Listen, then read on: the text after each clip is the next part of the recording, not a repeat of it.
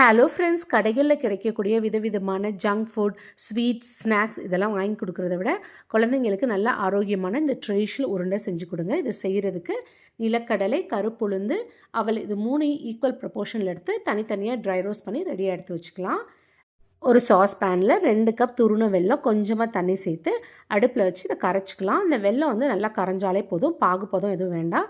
வெல்லம் நல்லா கரைஞ்சிருச்சு. Stove off பண்ணிவிட்டு ஒரு ஓரமாக எடுத்து வச்சிடலாம், ஆறிட்டுருக்கட்டும். அதுக்குள்ளேயும் நம்ம வறுத்து வச்சுருக்க உளுந்து மற்றும் அவலை மிக்ஸி ஜாரில் சேர்த்து அரைச்சிக்கலாம். நல்லா அரைப்பட்டுருச்சு. இப்போ இதில் கொஞ்சமாக ஏலக்காய் சேர்த்துக்கலாம், நல்ல ஒரு ஃப்ளேவர் கொடுக்கும்.